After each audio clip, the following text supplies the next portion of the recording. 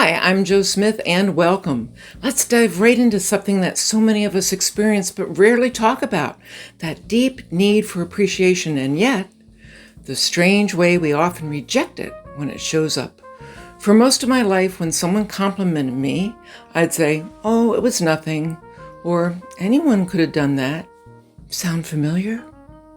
Can you relate to genuinely wanting to feel special, to be seen, but something inside you feels uncomfortable accepting that appreciation?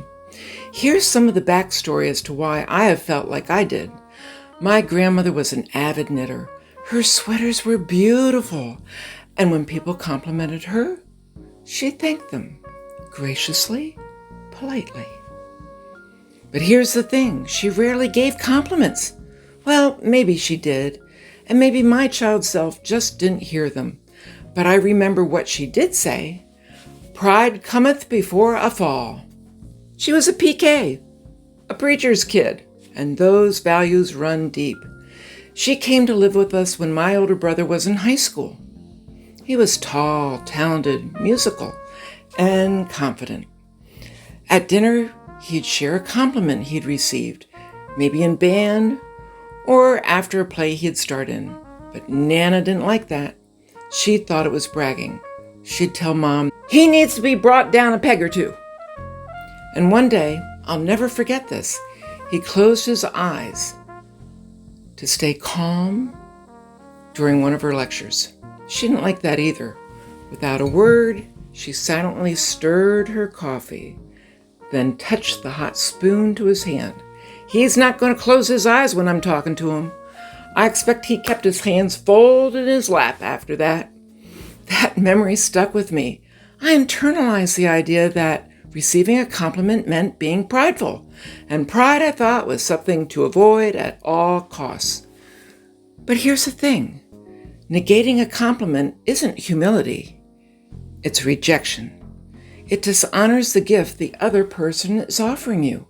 It can even feel like you don't believe them or don't think they're sincere. Now I'm learning, slowly.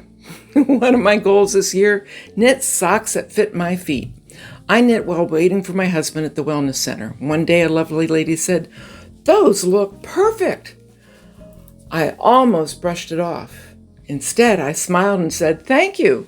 You should have seen my first sock. So pointy, I couldn't even get an elf to try it on for size." We laughed, and now she's thinking about knitting too. If you're already good at accepting compliments, bravo! But if, like me, you grew up with messages about staying modest or humble, here's something to try. Just say, "Thank you." It's enough. It's respectful. It honors the giver and the moment. If it was a team effort, say, "Thank you. It was a group effort. I'll be sure to pass it on." You deserve appreciation. Take time to reflect on your gifts. You don't have to hide your light in order to stay kind or grounded. I'm Joe Smith, encouraging you to think about things differently. Decide what you really want out of life. Choose who you want to be. Go for it, and don't let anyone or anything stop you.